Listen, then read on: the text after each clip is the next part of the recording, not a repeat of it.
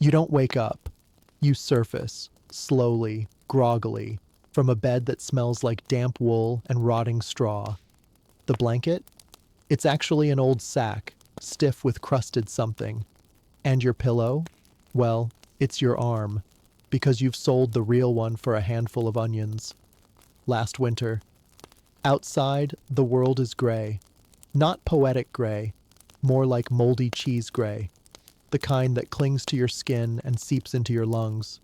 You hear no birds, just the wind scraping against the wooden boards of your hut and the occasional moan of someone who didn't die last night. Yet, welcome to Europe, 1316, year 2 of what will later be called the Great Famine. Not that you'll ever call it that. You're too busy trying to figure out if moss counts as food. The rain hasn't stopped in months. Not a refreshing spring drizzle, but a punishing, bone-chilling pour, the kind that drowns crops before they sprout and turns every road into a mud trap. The fields, flooded, the granaries, empty, the pigs, gone, eaten, long ago. Your stomach growls, no, screams, in protest. But there's nothing left to negotiate with. No bread, no broth, not even the sour weeds that used to grow behind the church. A rat runs by. You watch it with a hunger you didn't think was possible. You're not alone. Your neighbor tried to eat leather yesterday. His belt. Boiled it 3 times and still broke a tooth on it. He laughed, blood in his mouth, said, "At least it's mine." Then he passed out. You're not sure if he's still alive. In town, the baker's shop is shuttered. Not because he left, but because he was hanged. Rumors said he was hiding flour. Someone ratted him out. They found exactly 1 crusty loaf in his chimney, half burned, still warm. The smell alone almost started a riot. Food is no longer a substance. It's a rumor, a dream, a reason to betray your cousin. And it didn't begin with chaos. No, it began with silence, the quiet of crops that never sprouted. The eerie stillness of animals miscarrying in the fields. Then came the rot, the stench, grain stores molding in the ports, blackened sacks of rye oozing slime. Bread, when you could find it, had to be scraped clean of fungus. Or not. Many didn't bother. Ergot poisoning turned hunger into hallucination. People raved in the streets, arms flailing, eyes wide, dancing with demons only they could see. You didn't laugh. You knew they were lucky. At least they weren't hungry anymore. Children cry less now. Not because they're braver, because they're weaker. You watch your youngest sleep beside you, her ribs counting themselves under thin skin. You remember when she used to ask for porridge. Now she just chews the hem of her dress and dreams of apples she's never tasted. In the next village, they're boiling bark. Not a metaphor, actual bark. Peeled off old trees, smashed with rocks, mixed with what little water isn't foul. They call it forest soup. It tastes like regret and gravel. You've heard worse. Some are eating their shoes. Others, the straw from their roofs.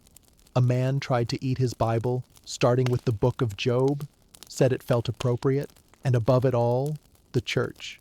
Priests tell you this is God's punishment. For what, they won't say. Just sin, general sin, maybe you, maybe your goats. The bishop still eats well.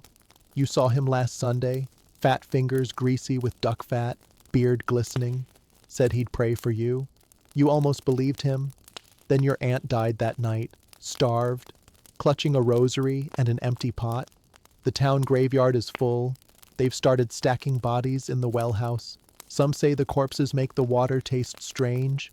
Others say they don't care. And yet, you rise, every morning, to nothing, for nothing. You scrape the mud from your doorway, pretend it matters. You check your snares, empty again. You look at your hands, blistered, skeletal, shaking. And still, you move. Because what else is there? No one talks about hope anymore. Just weather and rats. And that maybe the monastery 3 miles east still has onions. Just maybe. You consider the walk. You wonder if the smell of onions is real, or something your brain invented to keep you moving. You go anyway. Because in this place, In this year, without food, the only thing hungrier than your stomach is your soul. You remember bread. At least you think you do. A warm heel torn from a fresh loaf, steam curling like a phantom over winter-numbed fingers. That memory sits in your skull like a practical joke, vivid, fragrant, useless. Because here today, bread is not wheat and yeast. Bread is an idea people chew on while their stomachs glare. Crunch. No, that wasn't bread. That was Agnes from the next hovel, gnawing a strip of elm bark she's rolled in fireplace ash for flavor. She swears the grit hides the bitterness. Judging by the splinters in her gums, it mostly hides the pain. You keep walking. Every mud-slick step squelches like a wet cough. You pass what used to be the mill. Its wheel hangs warped and motionless, spiders thick as wool across the spokes. Somebody carved a prayer into one of the beams. Give us this day. They didn't bother finishing the rest. Why finish what God clearly lost interest in? Ahead, the communal oven.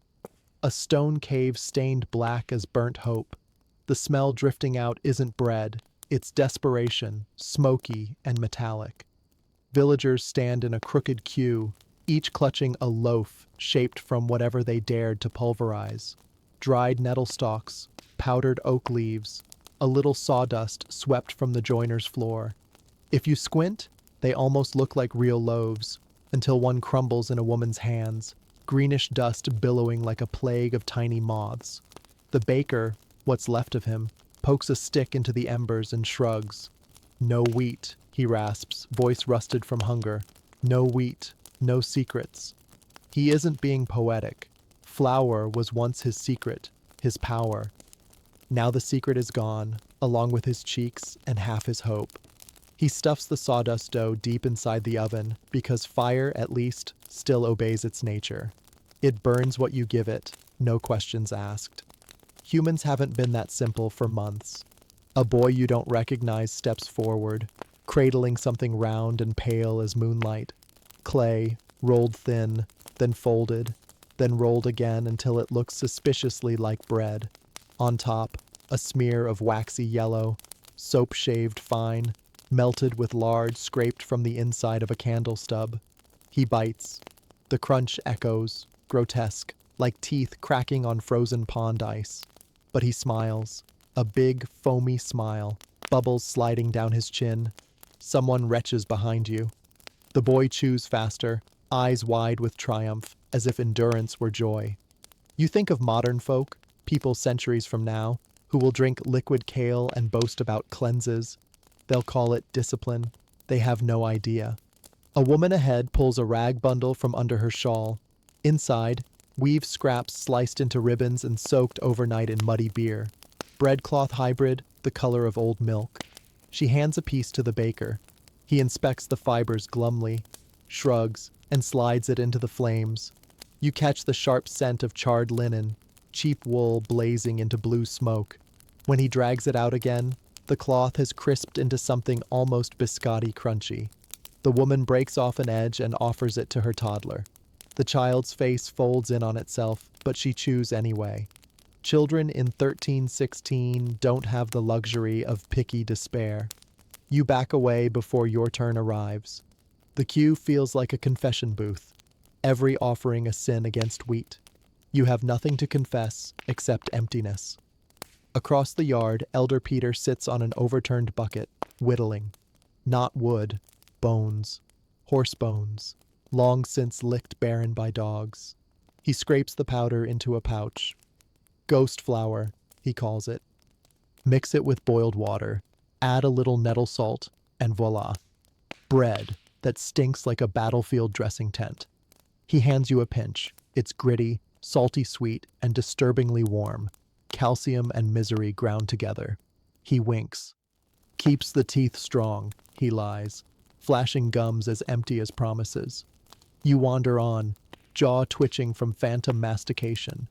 The village road becomes a museum of lost dignity. A mother pats flat discs of moss and clay, stacking them like coins. A monk slices candles lengthwise, scraping out tallow cream to spread on nettle pucks. A grandfather crushes roasted thistle heads, sifting out the fluff, which he fluffs right back into another dough. And still, every trick carries attacks. Splintered intestines, shredded throats, parasites partying like drunken troubadours. Bread substitutes don't kill you fast, not like an arrow or the pox. They stretch death into an opera, scene after scene of cramp, bloat, vertigo, madness. You watch a girl collapse mid-bite, pupils pinwheeling. Her father scoops her up, furious tears carving tracks down cheeks gray with flour that isn't flour. Night creeps in, thick as damp wool. Hunger sharpens the air. You can almost taste its copper edge. Fires gutter along the ditch, villagers huddling with their counterfeit loaves, little moons of ash and lie. Someone tries to sing a prayer. It wheezes out, thin as chimney smoke, forgetting its own melody halfway through. No one picks it up. You retreat to your hut, hands empty. Inside, the darkness feels strangely generous. At least it hides the absence of food. You lie on straw that used to warm goats, listening to your stomach rattle like loose roof tiles. Sleep should come, but hunger keeps poking at your ribs, whispering, "Imagine bread." So you do. You remember the crust shattering, the soft crumb yielding, butter melting in lazy rivulets. You remember, and the remembering hurts more than the emptiness. Outside, a dog howls. You hope it's not being eaten. You close your eyes and promise yourself that tomorrow you'll eat something real. Something that remembers it was once alive, once green, once grew under a sun that cared. But dawn will bring the same mud, the same tricks, the same theater of make-believe loaves. And you will perform your part. Because in a famine, everyone's an actor. The stage is your own body, and the applause is the faint, stubborn thump of a heart that refuses to close the curtain. The walls were supposed to keep the world out. Wind, rain, wolves, that sort of thing. Now they keep almost nothing out and absolutely nothing in. Not heat, not hope, and certainly not hunger. You run your hand across the inside of the hut. What used to be smooth lime plaster flakes away like old scabs. Beneath it lies the wattle. Twisted sticks laced together with straw older than your grandmother's regrets. Once, that straw smelled faintly of sun-ripened wheat. Now it smells of damp rot and the strange metallic tang of desperation. Your neighbor Marta leans against the doorway, eyes hollow as mouse holes. She's chewing, slow, methodical, jaw working like a creaky mill that's forgotten its rhythm. You know what's in her mouth? Mortar dust and shredded thatch.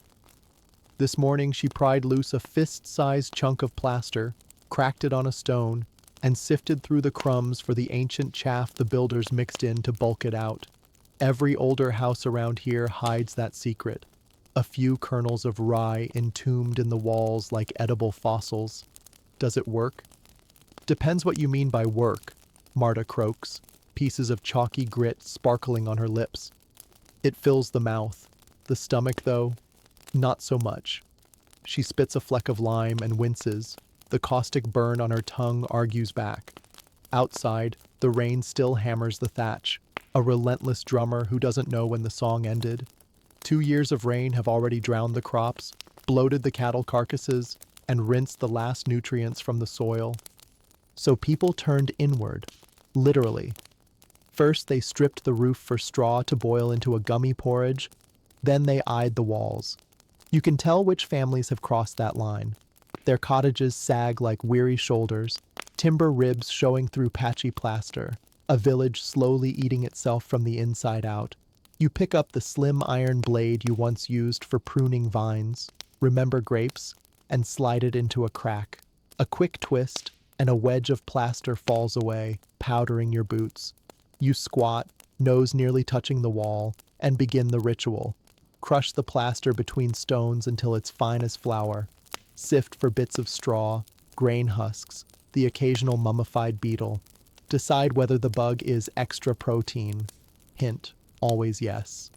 Mix with enough water to call it gruel. Pray the lime doesn't blister your throat before it reaches the stomach. Today you find 3 kernels. Miraculous, golden, absurdly tiny. You roll them in your palm like dice, half expecting them to sprout into loaves on the spot. Instead, they stare back, hard and silent, reminding you that miracles require more favorable contracts. Someone shouts down the lane. Two men, one clutching a chisel, the other a length of rope, are quarreling over who owns a half-collapsed barn. Not the land, mind you, just the walls. There's a fortune in that crumbling mortar, they claim. A fortune measured not in coins, but in mouthfuls. 4 or 5 suppers if you're patient with the debris and don't mind coughing up white dust for a week. Last month, a chapel wall caved in because pilgrims kept chiseling out hand-sized chunks after confession. Lime saints crumbled, frescoes sloughed off like sunburnt skin, and still the priest lectured on gluttony. He eats barley from the bishop's storehouse, of course. Gluttony is a sin best admonished on a full stomach. Your own hut groans as another plank shifts. How many boards can you trade for turnips before the roof kisses the floor? In theory, the line exists. In practice, the line moves closer each dawn. Survival has a way of redrawing blueprints. Door becomes firewood, stool becomes kindling, wall becomes pantry. You scoop the plaster powder into a cracked bowl, add rainwater, stir with a finger. It fizzes softly, lime meeting saliva. Tastes like chalk seasoned with regret. You swallow anyway, throat sizzling. Every swallow is a gamble. Malnutrition versus chemical burns, dysentery versus famine. Odds are terrible either way, but at least you're still in the game. Across centuries, someone in a climate-controlled kitchen will nibble gluten-free crackers and fret about empty calories. You'd laugh if your face weren't numb. Empty calories are a luxury. Empty anything is what you wrestle now. Your youngest creeps in, hair plastered flat, eyes too large for her skull. She watches the bowl, nostrils flaring. You hand it over without hesitation. The parent in you dies a little. The survivor shrugs. She sips, grimaces, but finishes. Lime streaks her lips white, ghostly war paint. Outside, the carpenter's wife is whittling the lintel above her door. Not for decoration, she's shaving slivers of oak to boil into broth. Wood soup, fibers, tannins, a whisper of tree sap sweetness if you dream hard enough. When wood runs out, they'll turn to earthworms. When worms run out, well, best not borrow tomorrow's despair. Evening slinks in thick and smoky. You press a hand to the remaining wall. It hums with rain and silence. This house has sheltered births, funerals, harvest feasts.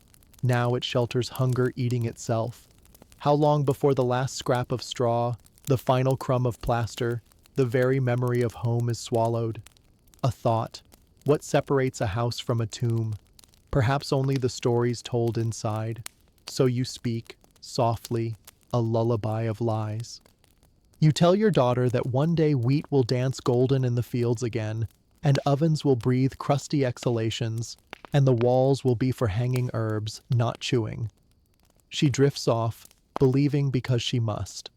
The hut settles, brittle but standing, for now. You lie beside her, mouth coated in lime dust, stomach raw. Rain drums overhead. Somewhere, mortar melts just enough for another kernel to shake loose, waiting to be found by tomorrow's desperate fingertips. And the walls keep shrinking, meal by meal, until at last they will vanish, swallowed by the very mouths they once protected. You start the morning gnawing an idea. What else can be eaten that hasn't already been chewed, scraped, roasted, licked, or prayed over? The answer hangs from every weary shoulder and dangles from rusty pegs by the door. Leather, shoes, belts, harness straps, parchment for the body, dead cows turned into walking shields. If they once protected your feet from mud, perhaps they can now protect your ribs from kissing. So you claim a boot, not just any boot. Your father's old riding boot, cracked like lake ice at the thaw. The sole is half gone, the heel stuffed with straw. You remember tiny feet standing on those heels to ride around the yard when food was something you measured in taste, not in size. Your father's bones are now in the churchyard. His boot waits, loyal to the end. First rule of famine cuisine: sentimentality starves faster than flesh. You pull out your knife, well, a knife-shaped memory of one, and slice the leather into ribbons. They curl like black tongues, stiff with centuries of road dust and horse sweat. A smell rises: sour salt, hoof oil, mildew. It lingers on your fingers as if skin and boot are making a clandestine trade. Some of your life for some of its. Fire next. You borrow coals from Marta, who hands them over in a broken ladle, and jokes you'll owe her a spoonful of soup. She's only half joking. Nothing is free except rain, and rain is already killing everyone. You set a pot on the embers. The pot was iron once, now more rust than metal, but it holds water, mostly. Into it, leather curls, a handful of nettle seeds, someone called them peppercorns, with a straight face, and a pinch of salt you scraped yesterday from the rim of a tanning barrel. Imagine seasoning your hunger with the tears of other dead cows. The water shivers, then mutters, then howls. Boiling leather smells like wet dog left overnight by a bonfire. It claws at the nose, leaves an acrid film behind the eyes. You cough till ribs rattle. Still, you lean over, stirring with a stick. Hours pass. 3, 4. Time frays when every minute tastes like ash. Fat globules surface, tan-colored moons wobbling in a murky broth. They promise calories. They also promise tannins, toxins, foot sweat marinade. You've no choice but to RSVP yes to all promises. Across the lane, a crowd gathers around old brother Anselm. He's demonstrating proper shoe filleting. He peels away layers with a monk's patience, slicing off eyelets and iron nails. "Remove the teeth before you chew," he quips, tapping his gums. People laugh because laughter costs no calories and briefly disguises panic. Someone asks if the soul is edible. He replies that the soul is, but the soul is already half consumed by worry. A pun in famine is luxury comedy. Your broth darkens, thick as tar used to seal roofs that now leak onto empty beds. You fish out a strip, bite cautiously. The leather resists like a creditor. You chew, chew, chew, jaw muscles shrieking, until it yields into something between jerky and tree bark soaked in vinegar. Yet a whisper of something meaty flits across taste buds starved for even the rumor of protein. Victory. You swallow. It lands with a thud, heavy and hopeful, down where the wall plaster gruel still scrapes last night's ulcers. Word spreads. You have stew. A boy appears with a cracked cup.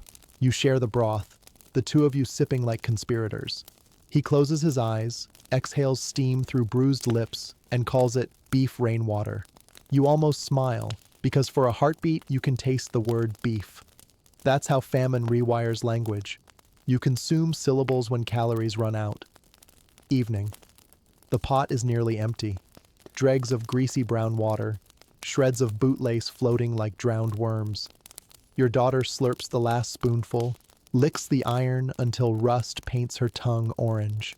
She sighs, bliss or exhaustion, impossible to know.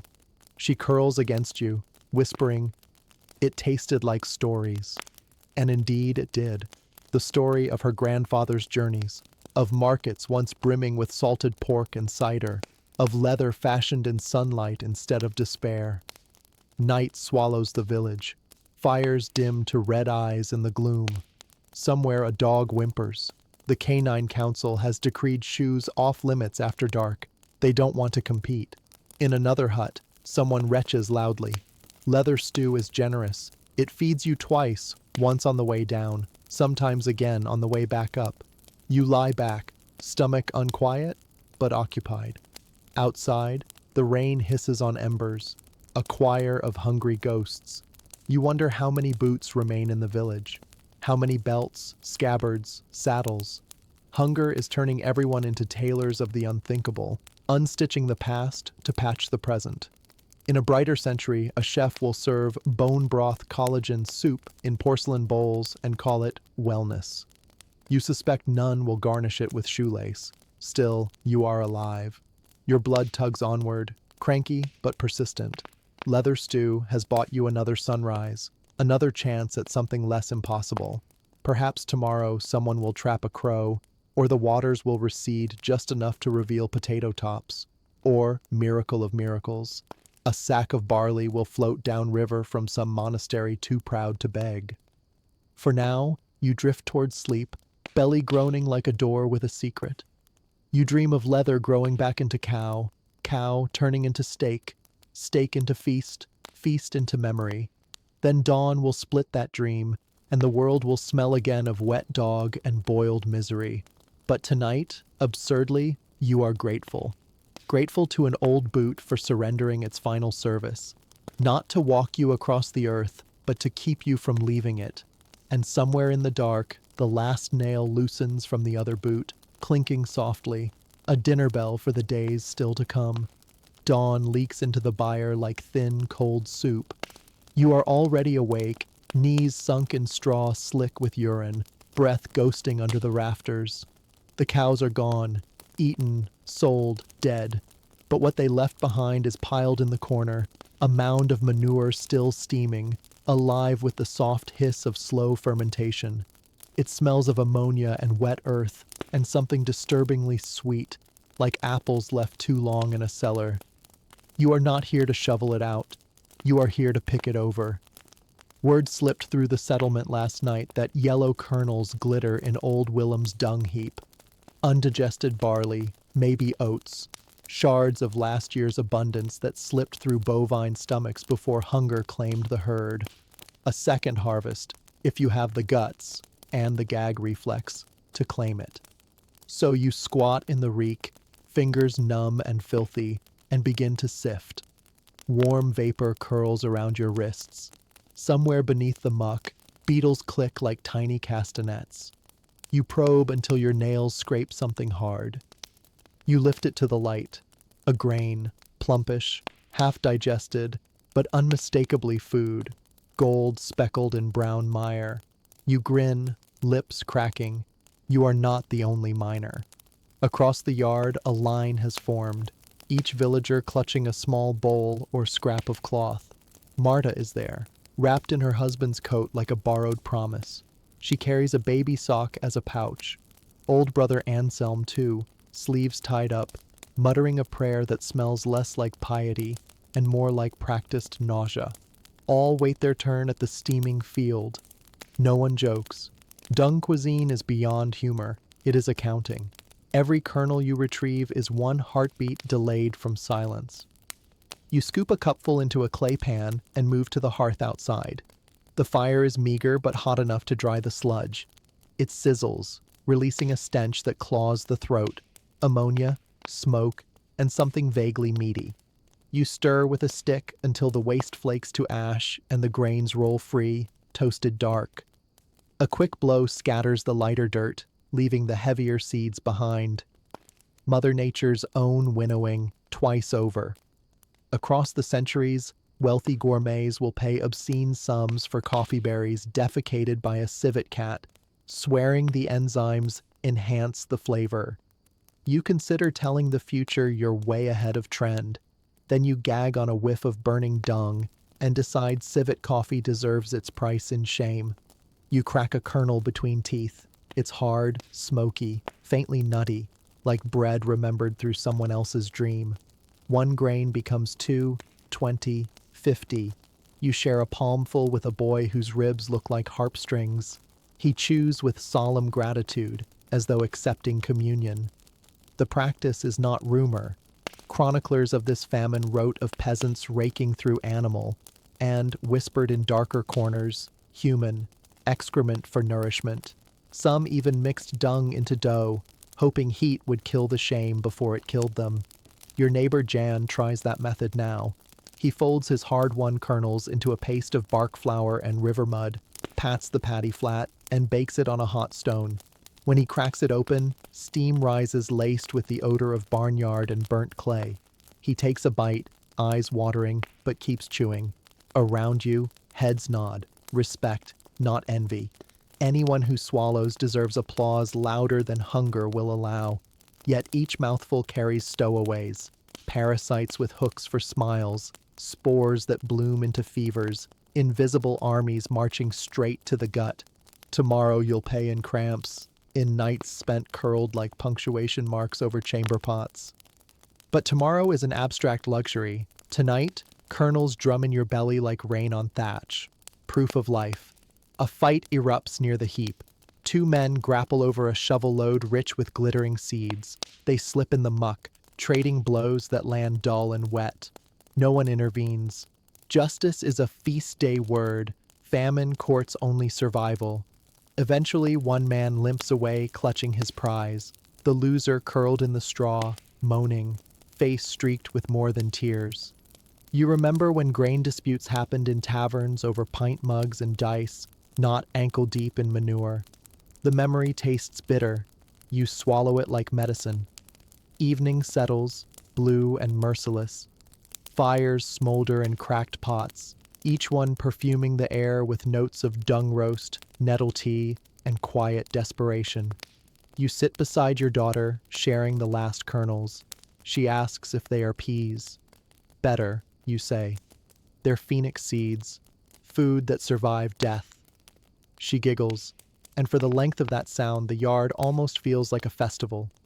Later, when she sleeps, you spread what's left of the dried dung on a cloth, blow gently, and watch the ash lift away like gray snow.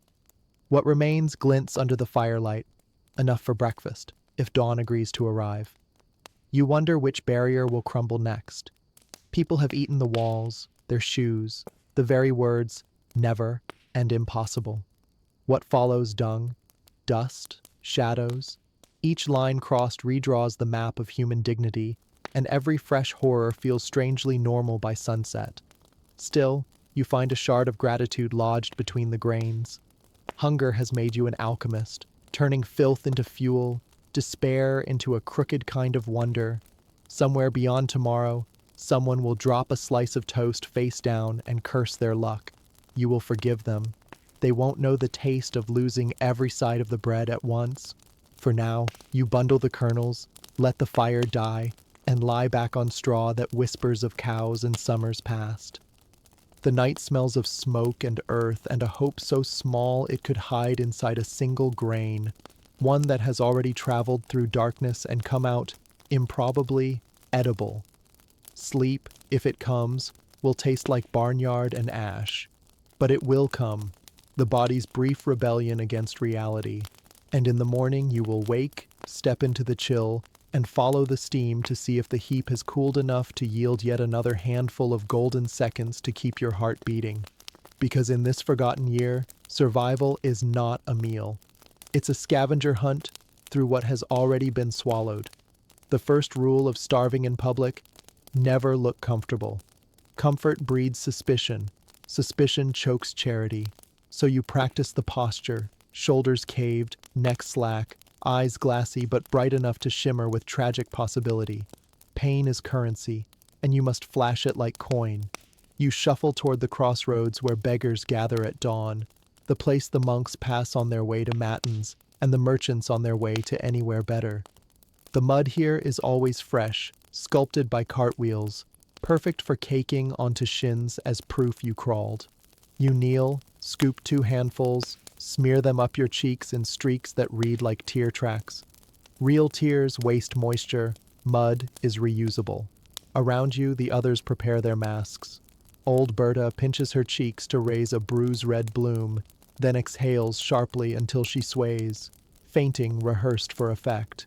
Little Hannah unlaces her blouse to expose ribs sharp as dulcimers. Her mother powders the kid's lips with soot for that funeral chic pallor. Nearby, Brother Anselm, yes, the same boot filleter from yesterday, tightens the rope around his waist, cinching the habit so tight it hollows his belly into a saintly cavern. Hunger makes strange theater troupes. Why the spectacle? Because famine's fiercest rival is indifference. When every stomach screams, no one hears any single voice. You must amplify the agony, make it melodic, memorable, impossible to ignore. If pity is scarce, you auction despair to the highest bidder. A bell rings, not church, market. 2 carts rattle in, wheels sighing under sacks of turnips bound for towns still solvent. The merchant's guard strides ahead, eyes scanning for trouble, hand on cudgel. Trouble equals you, so you must look like something even a cudgel would pity. Hannah is first. She hobbles forward, knees knocking, clutching a scrap of cloth like a flag of surrender. Her mother wails, not too loud, just enough to paint the scene with maternal ruin. The guard pauses, the merchant frowns, the performance works. A shriveled turnip rolls from the cart. Hannah pounces, collapses theatrically, and is dragged back, weeping with gratitude loud enough for God to overhear. Your turn. You try a different angle, the silent martyr. You drop to both knees, palms open, eyes lifted to a sky that answers nothing. Your stomach growls, real, unplanned, perfect. A novice monk passing by hears it and stops. He sets a crust of barley bread on your palm, then whispers an apology as though giving away a miracle he doesn't deserve. You dip your head, bite, savor. The crust cracks like holy shale. Crumbs spark fireworks across the tongue. You swallow the apology and the bread in one gulp. But performance isn't free. The cost is pride, though famine already pawned most of that. The larger cost is authenticity. Act hungry long enough and hunger consumes the act. The line blurs. Today you pretend to tremble. Tomorrow you tremble without trying. Across the square, Marta attempts the lullaby maneuver, singing a dirge slow cradle song while rocking an invisible infant, her real child hidden under a cloak, because the mortal coil prop does routine better than rehearsals ever could. A pilgrim from the south stops, eyes wet, places 3 copper pennies onto Marta's tongue. Tradition says the mouth is a doorway to souls. Marta chokes them down like medicinal nails. The pilgrim walks on, lighter of conscience, heavier with self-admiration. A sudden shout. 2 beggars clash over a dropped onion skin. An onion skin, translucent as regret. They wrestle in the mud, limbs knotting, each trying to look the weaker victim should the guard intervene. Neither wins. The guard laughs. The onion skin sinks. The crowd steps round them as though they were puddles. Noon sun pries through clouds like a questioning finger. Heat amplifies odor, sweat, rot, stale manure, misery's perfume. You taste it on every inhale. It coats the back of your throat with a tang that might be sorrow, might be survival. You slump against the well, arranging your limbs in the geometry of defeat. A trio of nuns approaches with baskets of rye crusts. You force a wheeze, clutch your side, but they're already doling bread by rote, eyes fixed on a horizon only prayers can reach. Pity turned production line. Afternoon brings the traveling stagecoach of pity prospects, a minor lord's entourage. Velvet banners, crested shields, portable wealth rolling on wooden wheels. The beggars swarm, a choreography of outstretched hands and scripted moans. You step back. Too many actors spoil the scene. Instead, you notice the Lord's hound trotting beside the coach, muzzle dusted with crumbs. You drop low, summon a whine so convincing the dog tilts its head, ears soft. It trots over, tail hesitant, drops a half-gnawed meat bone into your lap. Dog charity, distilled compassion. You bow to the animal. The Lord watches, confused, then flicks a silver penny your way, amused at the sermon in reverse generosity. You pocket the coin. Tonight it buys salt, maybe hope. Yet every performance has critics, your own conscience foremost. On the walk home, you wonder when the show ends. At the doorway, in dreams. You wash mud from cheeks with rainwater collected in a hoofprint and see your reflection ripple. Eyes haunted. But are they yours or the characters? You're not certain. Inside the hut, your daughter counts the day's haul. A crust, 2 turnip tops, the bone, the silver penny. Enough for soup thick as fog. She beams.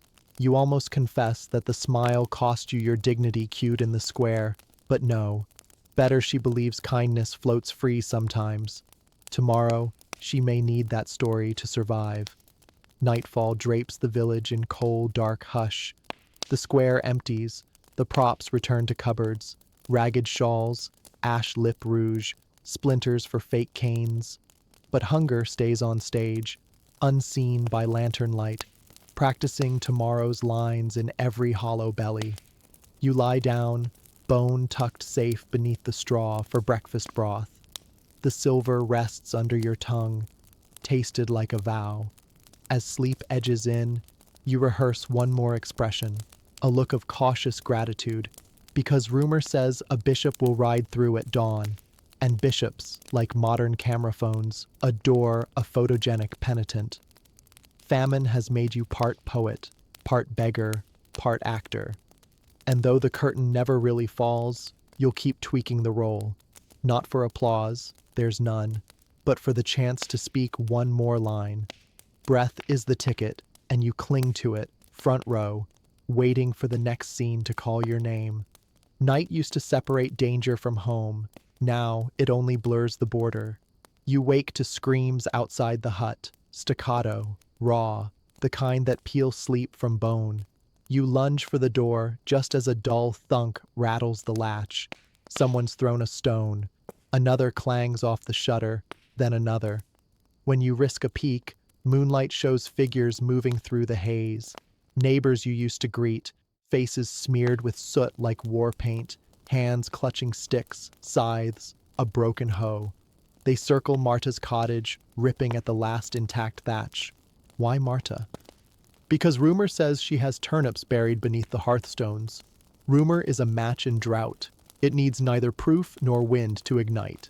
You count 10 raiders. No, 12. Bodies gaunt but quick, no children among them. Children slow you down when you're stealing food. A pane cracks. Ragged silhouettes squeeze inside. Marta howls. Within seconds the roof belches smoke. Straw torch to flush her out. She crawls from the doorway clutching a sack the size of a cradle. The mob closes. You hear fists, a crack of wood, a sack burst thud. White dust explodes. Ashes, not turnips. Nothing. By the time the mistake settles, Marta lies silent, sack shredded, and the crowd has already scattered, each thief afraid the others might now covet whatever they hid at home. Hunger fractures the village into private fiefdoms marked by footsteps in mud. Dawn finds every doorstep swept clean, not from pride, but to erase evidence of late-night digging. You notice fresh holes where gardens used to be, topsoil tossed, roots ripped out. Even the weeds are missing. Someone's eaten the weeds. At the well, 2 men argue over a single bucket left unattended. Words buckle into shoves, shoves sharpen to fists, fists unpocket knives. A cut opens above an eyebrow, blood mingling with rain. The loser crumples. The winner hauls the bucket away victorious, but the rope slips, the bucket cracks, and water sloshes into the dirt. Nobody laughs. By noon, the fear has an anthem. They have more than we do. It doesn't matter who they are. Another hamlet, the miller upriver, the abbey across the marsh. Famine math is simple. Your hunger minus my hunger equals war. Someone swears he saw ox bones on the abbey midden, proof the monks feast in secret. Another swears the merchant road is littered with spoiled barley sacks. If only we arm ourselves and take them. Hearsay breeds courage. Tools become weapons. A rusted scythe blade fastened to a broomstick is rechristened a halberd. Kitchen cleavers lose civility. Hedge forks dream of cavalry charges. You watch a boy sand the edge of a lidless cooking pot until it glints sharp enough to shave. He plans to wear it as a breastplate. Evening, the procession forms. 50 villagers march east toward the monastery, torches guttering in cold drizzle. They move in grim silence, like mourners who finally realize the coffin is theirs.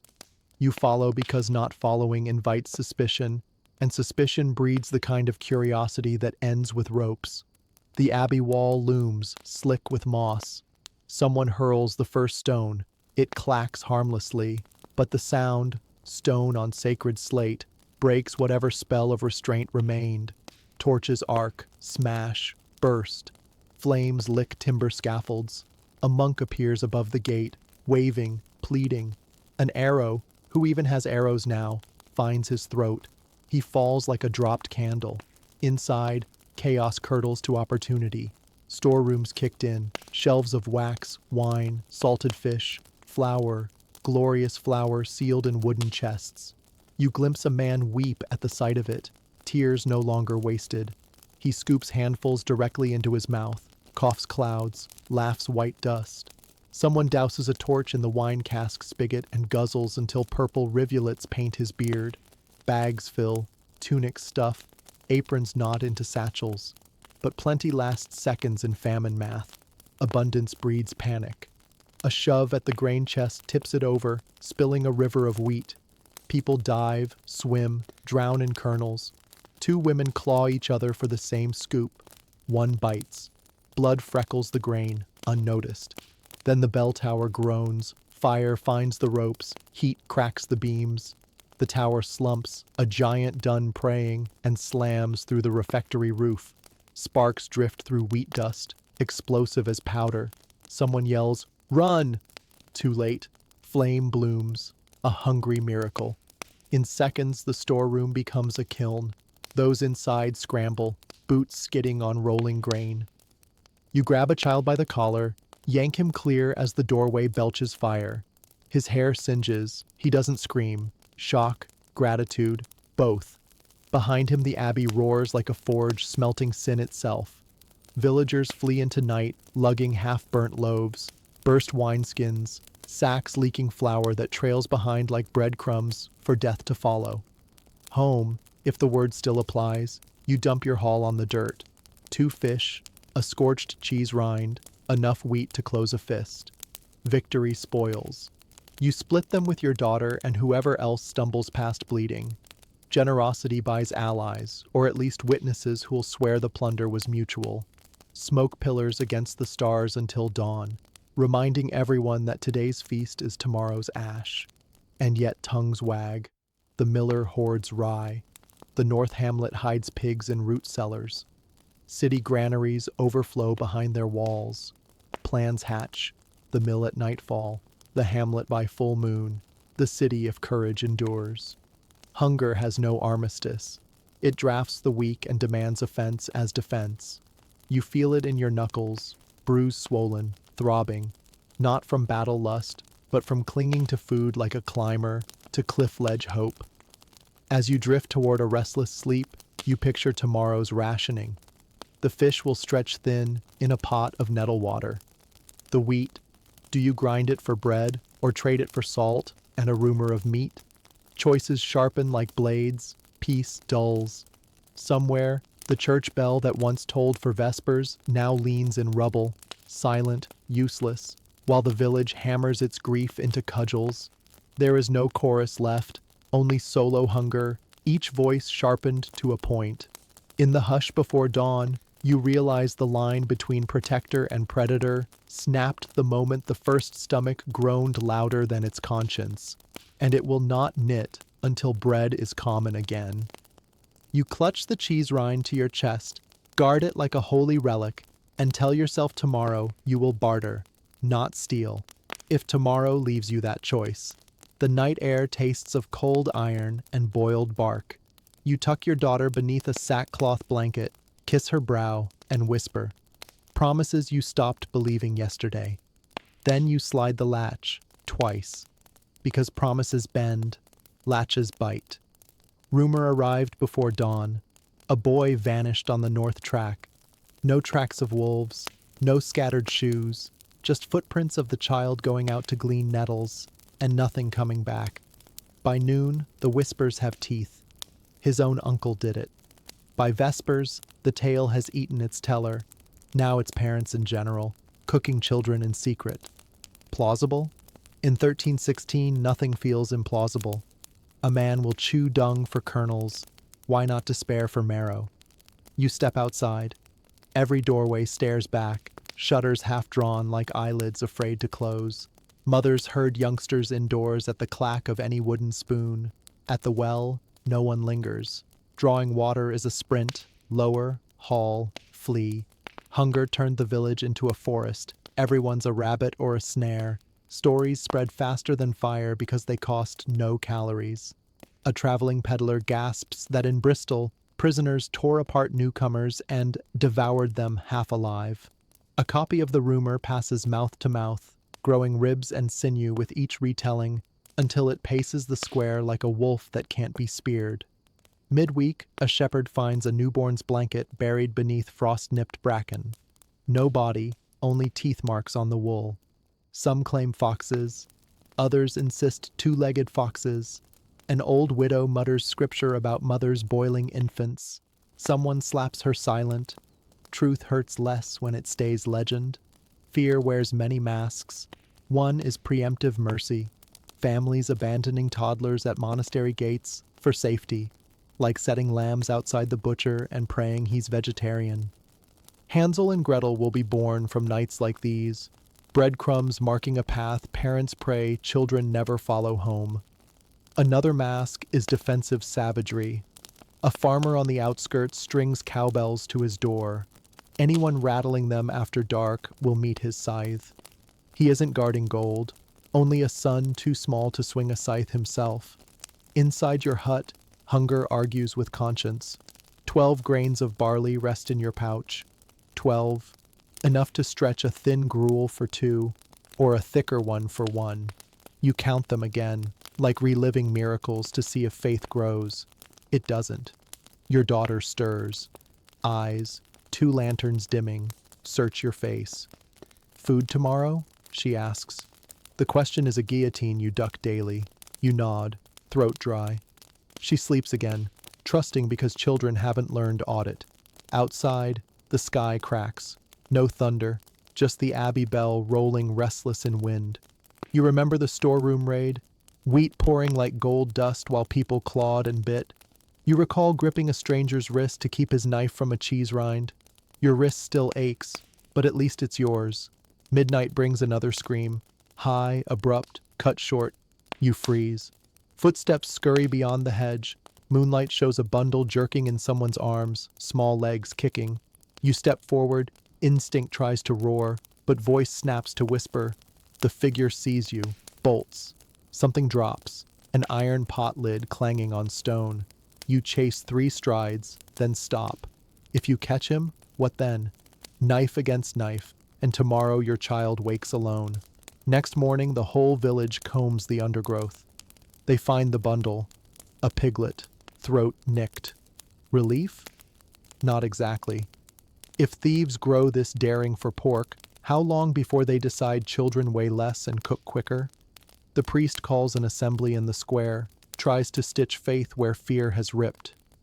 He quotes Deuteronomy about mothers eating their own after siege. Forgetting scripture is comfort only when it stays metaphor. A woman throws mud at his cassock. It sticks, dark and wet as her eyes. That afternoon, a traveling friar passes, trading absolution for lodging. He tells of northern shires where starvelings dig up graves, chewing tendon from bones. He lowers his voice and adds, others stole newborn babies to devour. The villagers hiss, half in horror, half in research. You notice something new in every glance, appraisal, not of wealth, of weight. Hips, arms, cheeks weighed like livestock. The fattest goose invites the first knife. The plumpest child draws hungriest stares. Your daughter is thin as a reed. Blessing? Curse? You cannot decide. So you teach her the 3 rules of famine nights. Sleep by the wall, farthest from the door. Silence is armor. No crying after nightfall. If I say run, you run. She nods, lips trembling but silent. Armor already fitting. You sharpen your small knife on the hearthstone, sparks flaring like fireflies. Every scrape writes a vow. Not her, not my child. Your hand shakes, whether from hunger or dread is moot. That evening the wind changes, carrying a scent faint but unmistakable. Roasting meat. Real meat. Fat crackling. Stomachs across the lane grumble in unison. Torches gather at the hut of old Hjalmar, the trapper who lost his wife last winter. Smoke curls from his chimney, thick and sweet. A neighbor bangs the door, demanding share or proof. No answer. The door splinters. You stand back, heart knocking. They drag Hjalmar out screaming, half-cooked haunch in his hearth. From which animal? Hard to tell. The bone too small for deer, too large for rabbit. Panic decides, child. Fists descend. When they drag the haunch into moonlight, someone spots cloven hoof. Goat. The mob disperses, shame heavy as the hunger that birthed it. At dawn you bury Hjalmar in haste, before dogs or guilt can dig him up. Your daughter watches, holding your sleeve. You whisper that humans mistake monsters when famine steals faces. She asks, will we ever be full again? You start to say yes, choke, then change. We will be enough. It feels truer than fullness. The sun edges higher than yesterday. Maybe. Clouds break, trading rain for weak light. In that thin warmth, you dare imagine grain sprouting someday, ovens exhaling again, children judged by mischief instead of meat. Until then, you keep the knife close, love closer, and pray that when hunger auditions you for horror, you'll choose human. Because in this season of devouring, the only true feast left is the line you refuse to cross. Night leans away, but the village stays black. Windows shuttered, chimneys silent.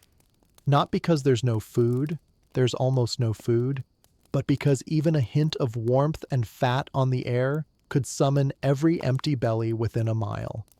In 1316, scent is snitch, siren, and executioner rolled into one. You learn, fast, that survival means cooking like a criminal. You rise before dawn, when mist muffles sounds and noses still dream.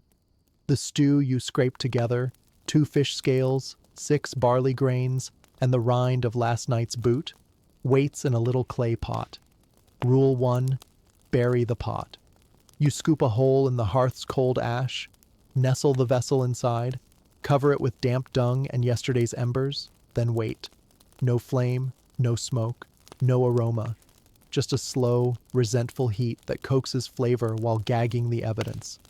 Across the lane, old Gertrude forgets the rules. She lights a twig fire for her turnip leaf tea. A thread of steam coils up, carrying the faint, earthy perfume of something cooked.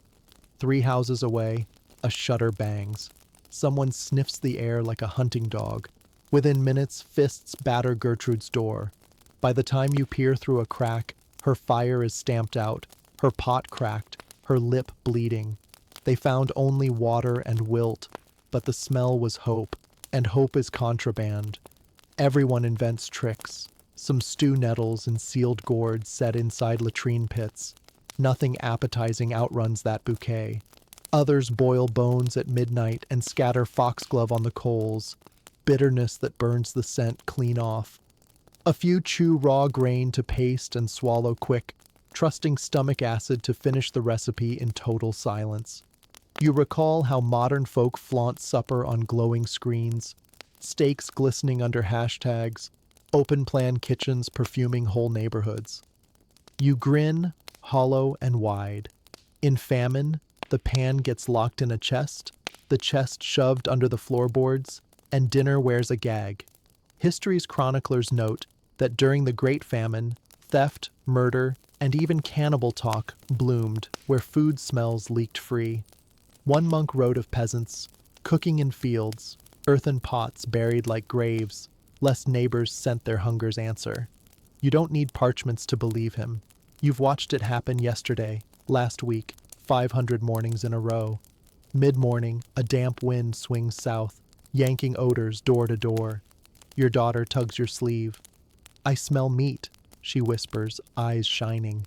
Panic knifes through your gut, real or imagined. You taste only smoke and fear. She insists, meat. Children's noses are sharp. Hunger sharpens them finer. You press an ear to the ground, nothing. Peek outside, nobody. Still, you pour a scoop of cold stew into her cup and tell her that's what she smelled. She believes, sips, frowns. It tastes like apology. Later you walk the edge of the fields. Rotting thatch, wet earth, distant dung fires, normal notes in the village perfume. Suddenly, a different chord drifts past. Roasted fat, unmistakable, bright as church bells in your skull. You pivot. The scent seeps from a fallen oak near the creek. Someone has hollowed the trunk into an oven, sealing the mouth with moss. Clever, but moss doesn't muffle everything. You edge closer until eyes glint inside. The blacksmith's eldest, turning a spit. On it, crow, dog, hard to tell. He hisses at you, finger to lips, face gaunt with terror. You back away, palms open. Your own stomach roars like a traitor, but you run. You understand. If you smelled it, others will. Blood will follow. At dusk, rumor detonates. Meet by the creek. A mob splinters off, axes in hand. You steer your daughter home, bolt the door, smear chimney gaps with wet clay. Inside, darkness stews with fear. Distant shouts scrape the sky, then a single scream, then nothing. The night holds its breath.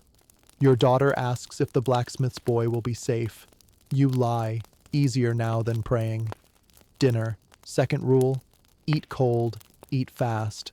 The buried pot yields a finger width of sludge. You and your child swallow in silence, chewing steamless mouthfuls that taste of earth and secrecy. She asks why you never cook like before. You tell her the smell might fly and get lost.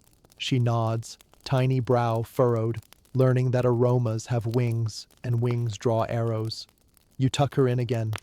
Outside, only wind moves, souring toward the char taste of burnt wood. You suspect the oak oven betrayed its host. Tomorrow you'll confirm by counting fresh graves or fresh ghosts. Sleep limps up slowly.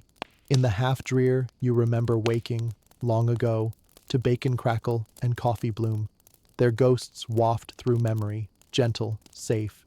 You bury even that nostalgia beneath the same ash as tonight's pot. Here, scent is weapon.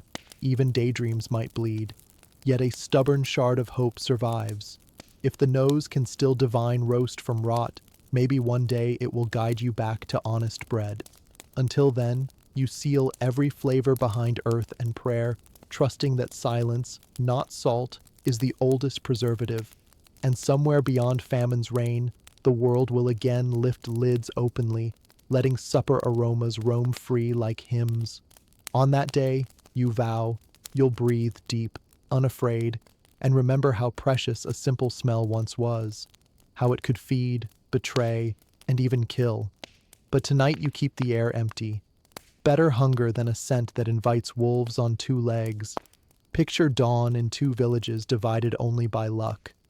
In yours, breakfast is a thumbful of water, thickened with yesterday's ashes. You call it mud porridge, because the joke is the only spice left. Across the river, the Lord's manor has woken early to the thunder of meat on oak. A boar's haunch, glazed, studded with cloves raided from somewhere that still sees sunshine, spits fat into the hearth. The scent billows upward, hits the rafters, and pirouettes out the chimney like a drunken angel. A single whiff travels half a mile, reaches your hut, and punches the back of your throat with memories your body can no longer afford. Inside the hall, the day's first course is already devoured. Trenchers of soft wheat bread, mind you, the ingredient peasants treat like relics, soaked in wine-dark gravy. A page mops grease from the Lord's chin with linen finer than your daughter's Sunday dress. Beside him, Lady Matilda absent-mindedly cracks walnuts into a bowl of honeyed cream, thick enough to stand a spoon. She complains of ladylike faintness, while downing calories a plowman won't see in a week. A physician, paid in ribbons of silver, warns her to go easy on the sugar. Gout has been nibbling ankles all along the noble bench. Nobody listens. Excess is lineage. Peasant rib counting? That's a rustic hobby. Nobles count pies. Medieval bookkeeping confirms the spectacle. Records from the Earl of Warwick's household list up to 3.8 pounds of assorted meats per gentle mouth. Twice a day, 5 days a week. That's not a feast. That's plumbing for a coronary. Their beer rations, roughly a liter per meal, could float a small monk, which is apt, because monks drank even more. Benedictines of the period clocked 4,500 6,000 calories daily, then hobbled to chapel on joints calcified by obesity. Holy gluttony, sanctioned by God and gout. Meanwhile, the average peasant, your neighbor Marta say, aims for 2,100 2,900 calories, and usually bows out well before the finish line.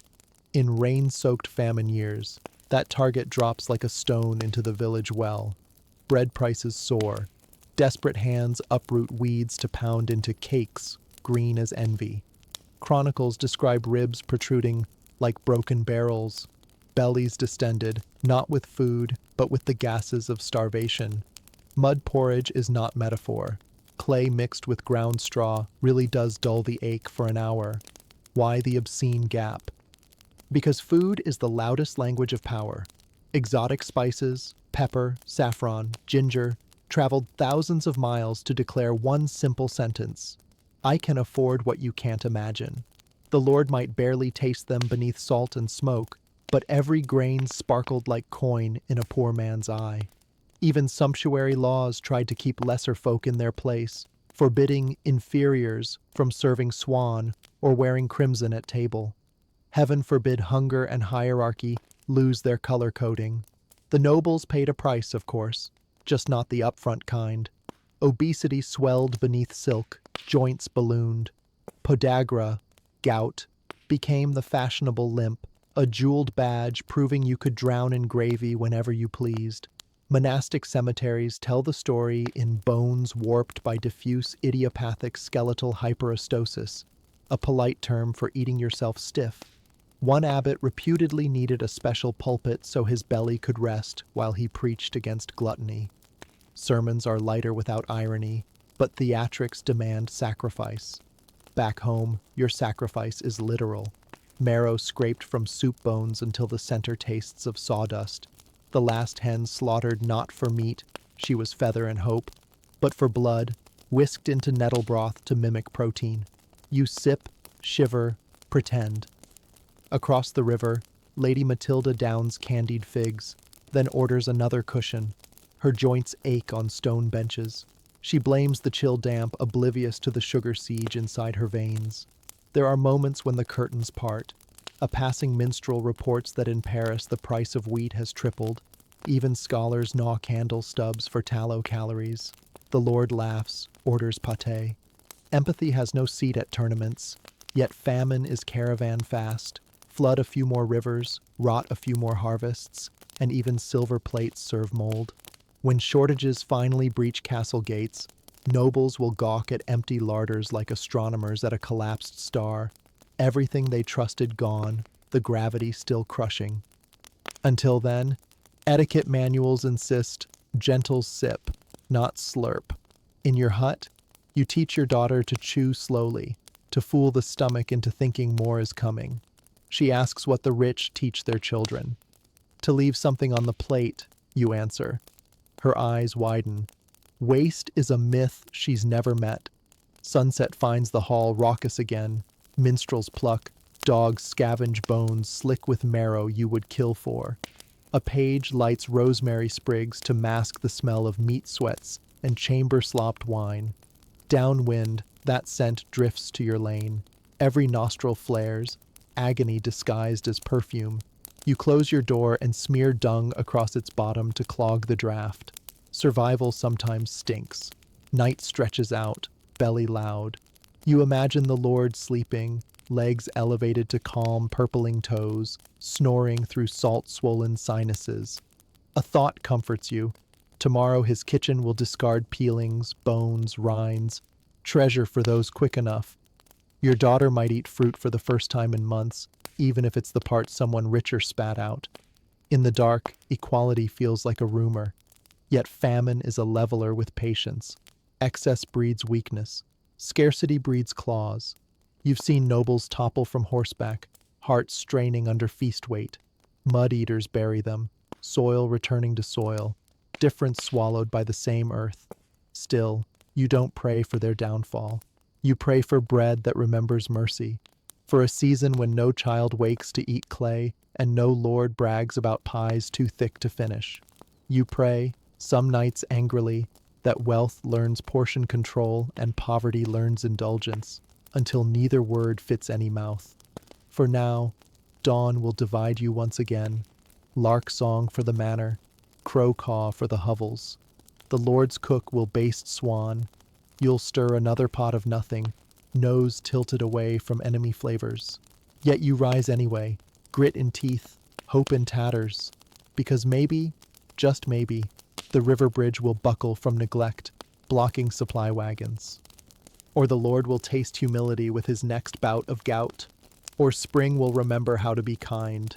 And if none of that happens, you'll keep chewing mud and memory, because hunger, unlike wealth, never retires. It only changes address. The rains have been falling for 2 years, but now something else rains down. Prophecies. When the barns echo hollow, words fatten themselves on hope. You hear them in the square, on pilgrimage tracks, dripping from every half-starved pilgrim like candle grease. Follow me, and wheat will sprout beneath your feet. Thrice around the hill at dawn, bare kneed, and God will pour soup from the sky. Give up your last crust, and tomorrow an angel will bake you too. It always starts the same, a gaunt figure on a barrel, eyes flame bright, voice cracked by fasting, voluntary or unavoidable, who can tell? He, occasionally a she in tattered veil, stretches bony arms and calls down thunder on corrupt bishops, greedy millers, even the weather itself. The crowd nods. Righteous fury costs 0 calories. Your village gets its own Messiah in early spring. He arrives barefoot, toenails black as wetted charcoal, wearing a cloak sewn from flour sacks. A cruel joke you don't miss. He calls himself Rainulf the Redeemer and claims the Virgin spoke to him in a barley field that had grown only mushrooms. We do not need bread, he proclaims. We need belief, and bread will follow belief as a shadow follows fire. On day 1, he preaches mercy.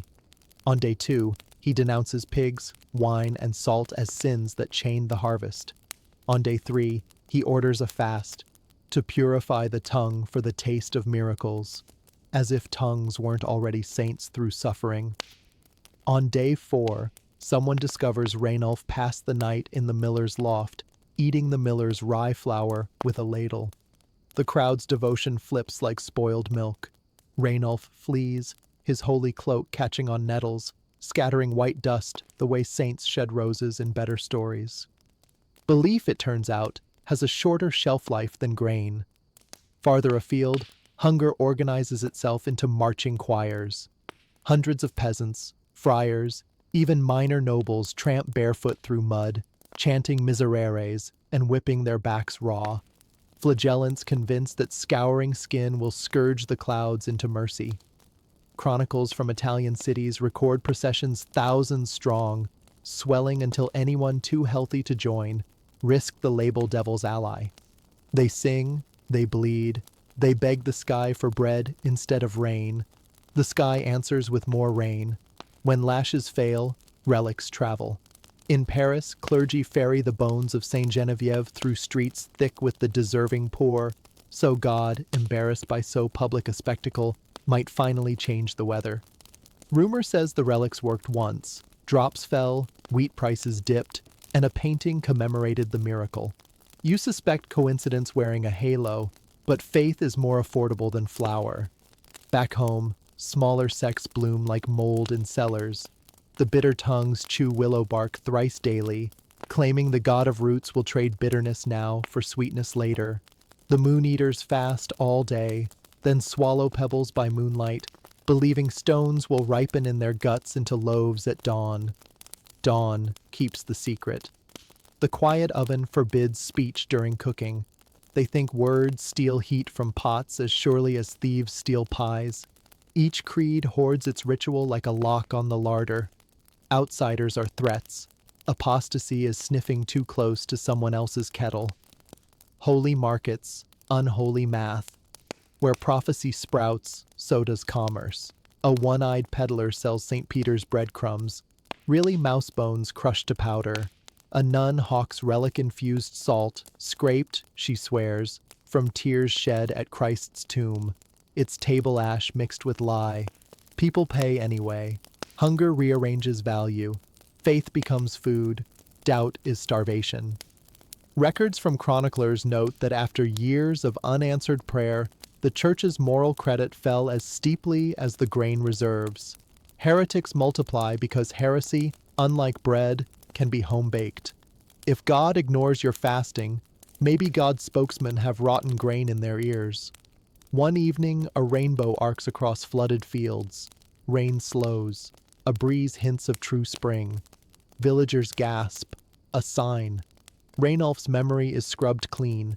New prophets claim the rainbow for their brand. You almost believe until 2 hours later, hailstones punch holes through that hope, shredding the first green shoots like promises written on cabbage leaves. You keep your own creed small and portable. Trust the ground.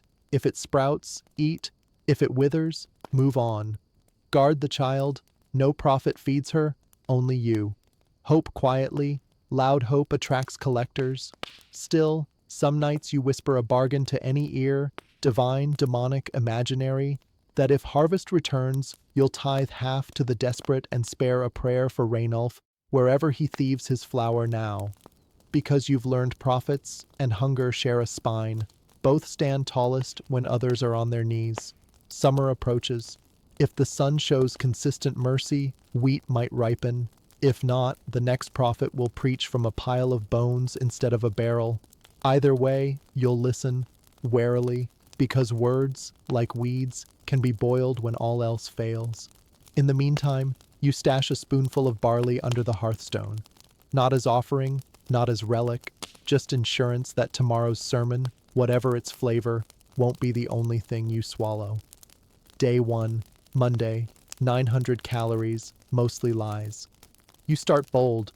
You portion the last fist-sized lump of barley gruel into 2 wooden cups, morning and evening, telling yourself rationing is strategy, not surrender. The first swallow is pasty hope. The second is resignation with a hint of wood smoke. By dusk, your brain proposes a trade. 1 memory of warm bread for 1 minute without stomach cramps. You accept. Bread is gone. Minute passes. Cramps stay. Day 2, Tuesday, 600 calories, 0 illusions. You dreamt of cabbages, woke chewing straw. Your heart hammers as if chased, though you haven't moved. Walking to the well, you forget why you're there and drink nothing but the thought of water. Vision tunnels, sound distorts. Voices seem padded with wool. At noon, you bite your lip hard enough to taste iron. Congratulations, 10 calories of hemoglobin protein. Day 3, Wednesday, 450 calories, new friends.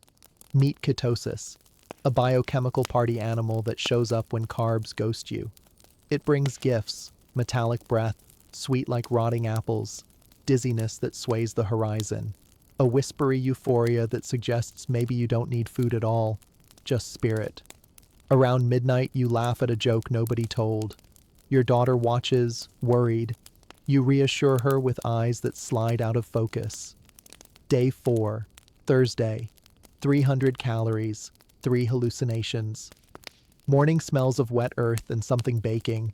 Turns out you've knelt too close to the hearth and are toasting your own hair. Lunch is hot water colored by 2 nettle leaves. You sip slowly, tasting phantom butter. By afternoon, your muscles feel like violins strung too tight. Every step twangs. You hallucinate St. Lawrence flipping you like a steak on his gridiron. The saint apologizes. He's hungry too. Day 5, Friday, 200 calories, bone orchestra. When you stand, your joints crack loud enough to startle crows. Bone music. You try to lift a bucket. Arms tremble as if the water weighs a world. Peripheral vision blacks out. You crouch before falling. Thoughts arrive out of order. You recite a prayer backward and decide God will understand the discount version. Heart rate slows, like a drummer who lost the beat and can't pay the fine. Day 6, Saturday, 120 calories, bargaining table. You consider eating the leather thong that binds your daughter's hair. You untie it, sniff, decide to postpone. At noon, a neighbor trades you a spoonful of rancid sheep fat for a story that makes her laugh. Calories by anecdote, a profitable if unsustainable market. Night brings shivers, fever tiptoes in. You sweat, then freeze, then sweat again. A one-body weather system nobody forecast. Dreams melt into walls. Mud plaster tastes of porridge if you lick with eyes closed. Day 7, Sunday, 0. Calories, debt paid in breath.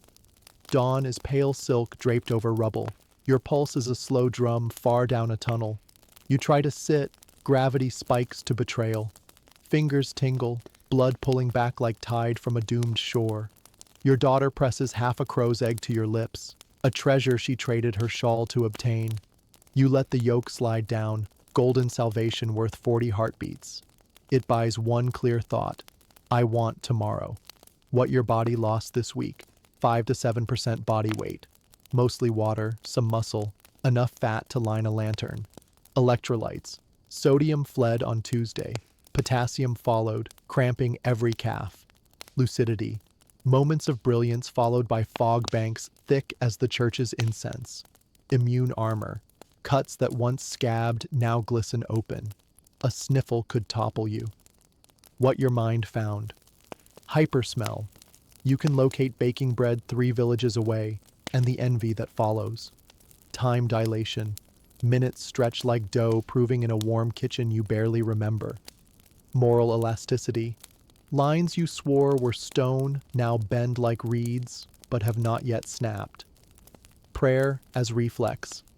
Even if faith was a guest, it's now the landlord of every exhale. Maybe, maybe not. Survival isn't a quiz scored by grit alone. It's a raffle rigged by rainfall, microbes, luck, and the thickness of walls you can still eat. Some villagers manage months on bark and belief. Others fold in a fortnight, their bodies deciding the debt of living costs too much. Now, loosen the grip on that medieval ribcage and slip into present tense.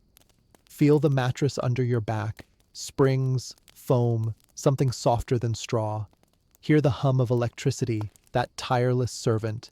Kitchen light 1 room away. Tap open a fridge. Cold air rolls out like a private glacier. Inside, more calories than a 14th century village sees all winter. You're rich beyond any noble's pantry. Tomorrow morning, when toast pops and coffee blooms, close your eyes for one breath. Remember mud porridge, leather stew, kernels sifted from dung. Let the gratitude scald your tongue a little. Then chew slowly, not out of fear, but reverence. Taste how absurdly easy plenty is, how quietly it can vanish, how fiercely ancestors clawed the dirt so you could bite into crusty bread without provoking a riot. And if the world ever tilts again, crops drowned, shelves bare, carry this week in your pocket, not as doom, but as compass. It points to what matters when everything else burns away. A fistful of grain, one shared smile, a promise whispered even on the thinnest breath. I want tomorrow. You survived the story. They often did not. Honor them 3 ways. Eat without wasting. Give without shaming. Love loudly before the pot runs dry. Because hunger is an old ghost. Feed someone else and it haunts you less. Close your eyes one last time. Hear the hush after centuries of hunger howling in your ears. Smell. Not dung, not boiled bark, but the faint electricity of your own kitchen light. Feel the pulse behind your ribs still drumming its survivor's cadence. That thump-thump. It's applause from every ancestor who traded sleep for nettles so you could snack at 2 a.m. and call it being peckish. Lean into that silence, because the story ends here, not with a feast, not with a plague cart rolling off stage, but with you standing in the doorway between then and now, breadcrumbs of empathy clinging to your coat. Shake them off wherever you walk. The world is hungry for perspective, even when its pantries are full. Remember, a loaf is a lottery ticket. Somebody somewhere still wagers their day for one slice. A smell can save or condemn. Let yours be the kind that welcomes, not betrays. Lines do snap. If today's comfort feels unbreakable, that's exactly when to brace it with kindness. So tomorrow, or better, tonight, feed something. A neighbor's mailbox with an anonymous bag of rice. Your own curiosity with the history hiding in plain wood grain on a dinner table. The comment section below with a story your grandparents whispered about wartime rations. And when the toast pops again, breathe the steam like it's incense for ordinary saints, because ordinary is miraculous once you've walked barefoot through 1316. Our banquet of mud and memory is officially cleared away. Set down the bowl, wipe the soot from your face, and step back into the bright, absurd plenty of the present, richer, wiser, and just a sliver braver than before. Thank you for staying to the final crumb. Now go, eat, share, laugh loudly, and please, for the love of every starving ghost we met, don't let that bread go stale.